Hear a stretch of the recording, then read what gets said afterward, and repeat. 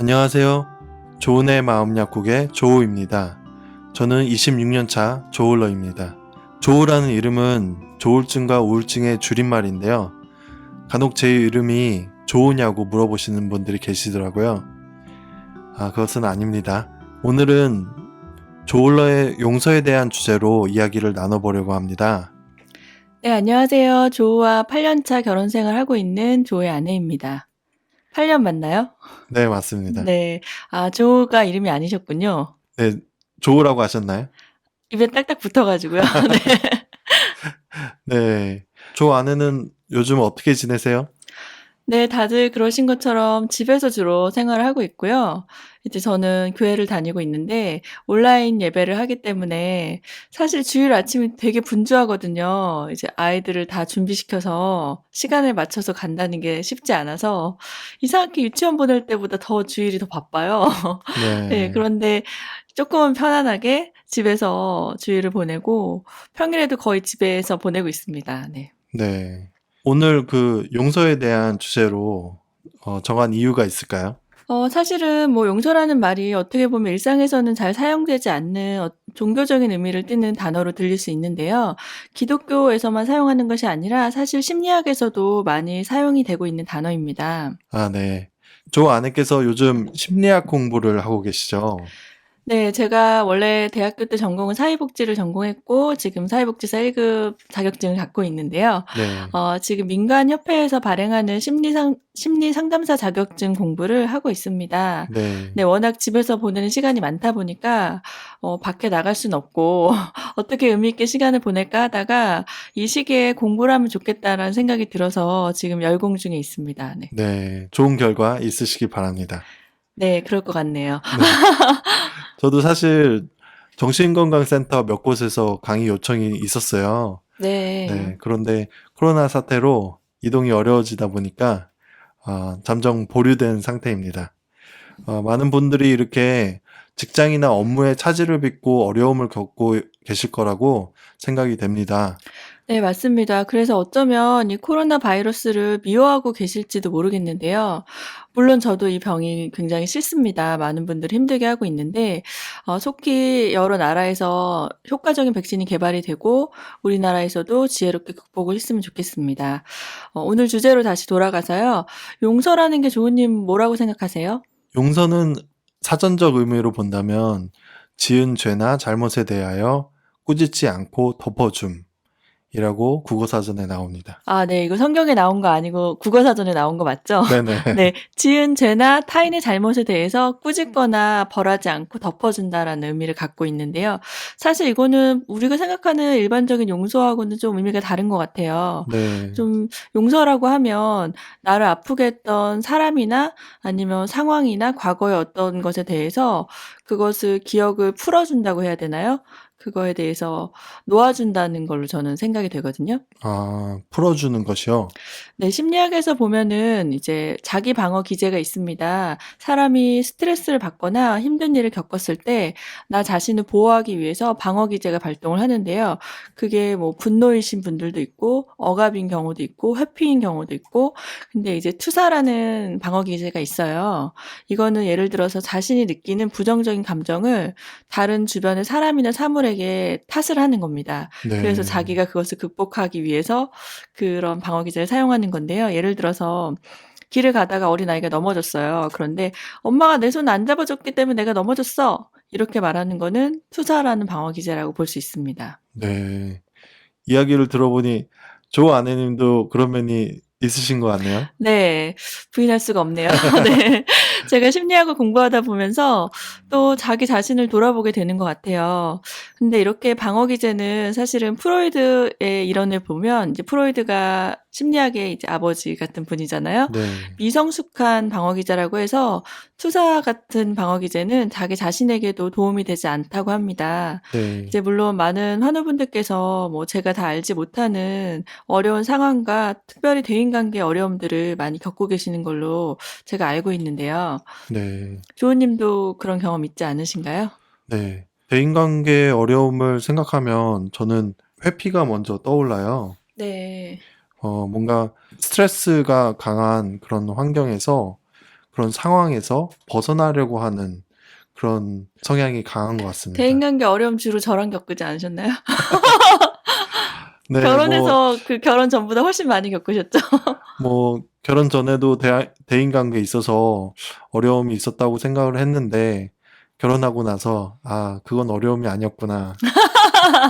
아니, 저는 보니까 그렇게 친밀할수록 더 어려움이 생기는 것 같아요. 예를 들어서 직장이나 친구 관계도 친한 사이일수록 갈등이 한번 생기면 해결하기가 어렵잖아요. 네, 사실 뭐 가끔 연락하거나 대면대면한 사람이면 어려움이 생겨도 그냥 서로 무시하고 좋게 좋게 넘어갈 수 있는 부분인데, 그렇기 때문에 가족 간에 어려움이 생겼을 때 그것이 더 힘들어지는 것 같아요. 네, 그것이 상대방을 향한 기대감이 있어서 그렇다고 하더라고요.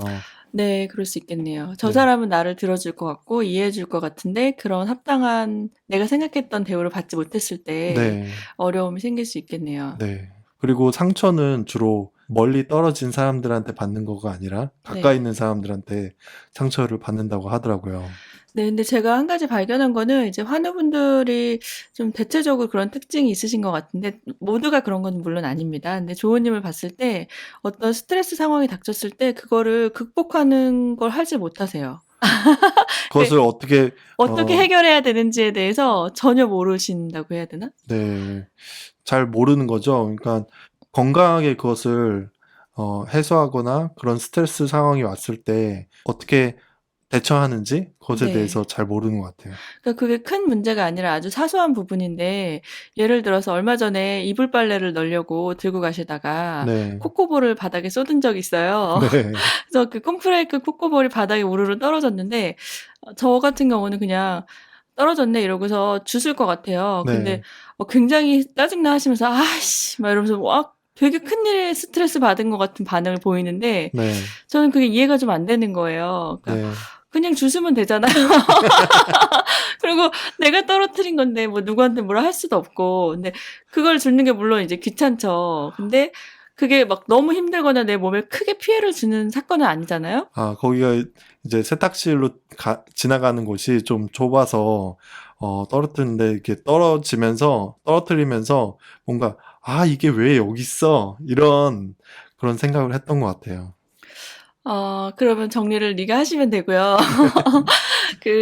그러니까 육아를 하다 보면 그런 사소한 일들이 굉장히 많이 생기잖아요. 맞아요. 근데 생각해보니까 네.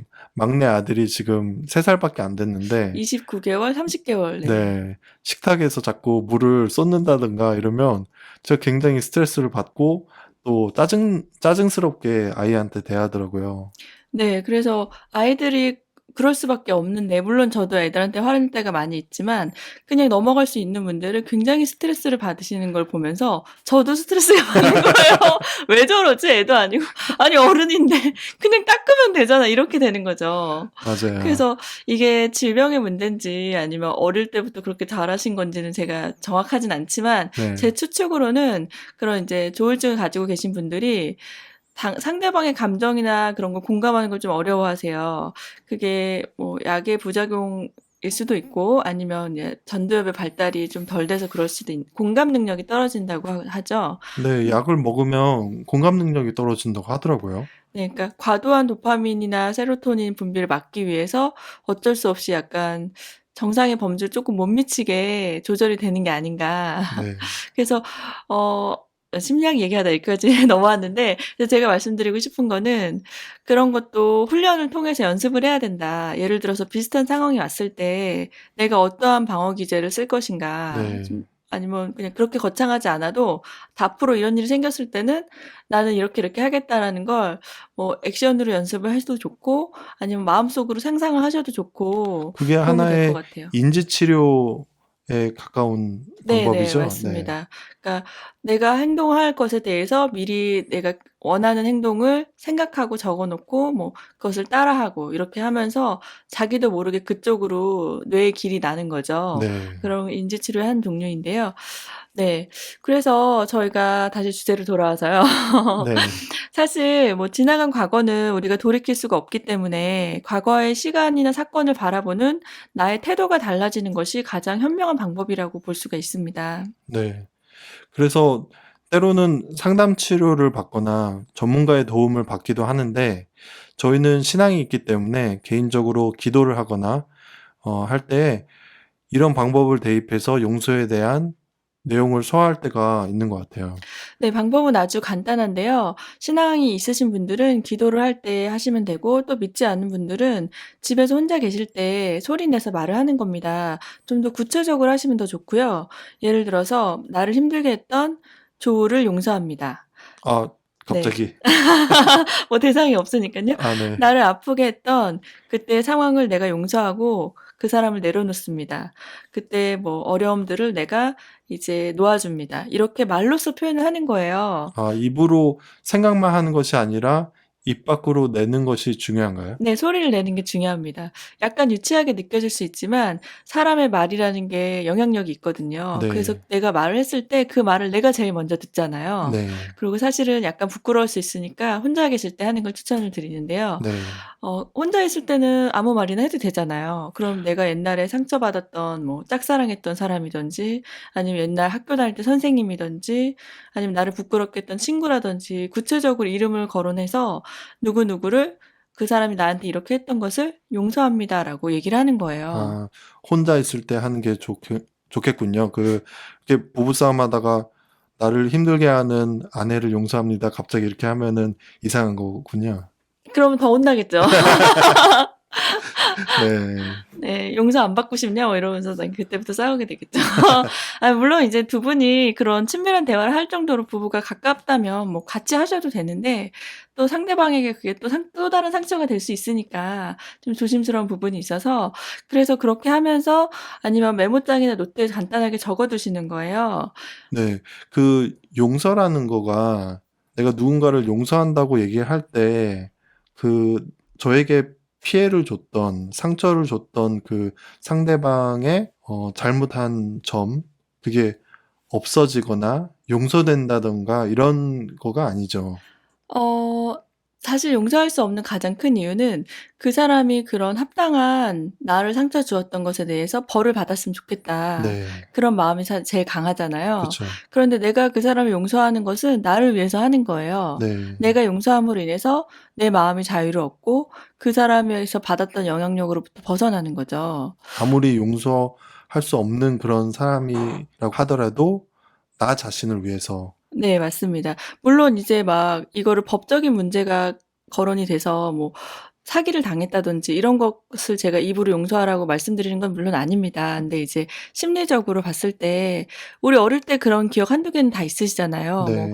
특히 뭐 학교 때 왕따를 당했다든지 뭐 원치 않는 뭐 수치심을 당하는 경험이 있었다면 그 사람을 다시 만나기는 어렵죠. 그리고 굳이 만난다고 해도 용서를 받아내기는 참 쉽지 않습니다.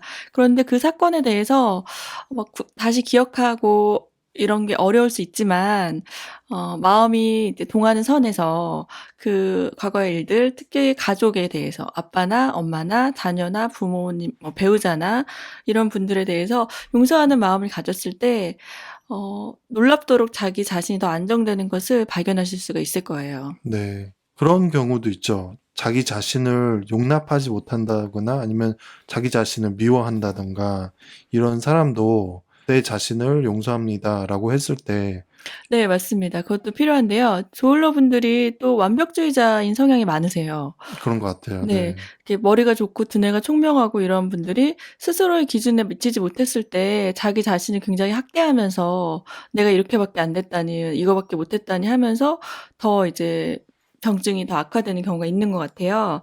물론 모든 분이 그런 건 아니지만 자기 자신을 용서하는 게 사실은 첫 번째 단계예요. 심리 치료를 받으실 때도 어떤 상황에 있었던 과거의 사건을 이야기할 때 그때 그렇게밖에 반응할 수 없었던 나 자신을 이해하고 나 자신을 용납해 주고 예를 들어서 저를 경우 얘기한다면 뭐 "괜찮아. 조 아내야. 너가 그렇게 했던 것을 용서할게. 너가 그렇게 했던 게 그럴 수밖에 없었다는 거 내가 이해해." 이렇게 뭐 자아 분열 같나요? 이렇게 자기 스스로에게도 용서하는 마음을 가지는 게 굉장히 도움이 됩니다. 약간 느낌이 "조우야 사랑해 내 자신에게."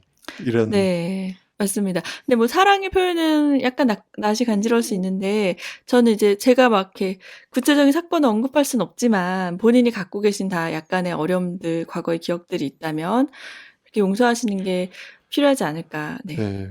그리고 특히 조울러를 포함해서 우울감을 가지신 분들이 상황이나 사건에 대해서 그 오랫동안 시간대에 기억을 네, 그 맞아요. 시간대에 묶여 있다는 느낌이 많이 들어요. 네네 그러니까 맞습니다. 그거를 계속 반복해서 얘기하면서 듣는 사람은 야, 그거 지난 일인데 아직까지 그 얘기를 하냐. 네. 좀 털어버려라 이렇게 말씀을 하시는데 사실 그분들은 어떻게 보면 그 시간대에 묶여 있는 거죠.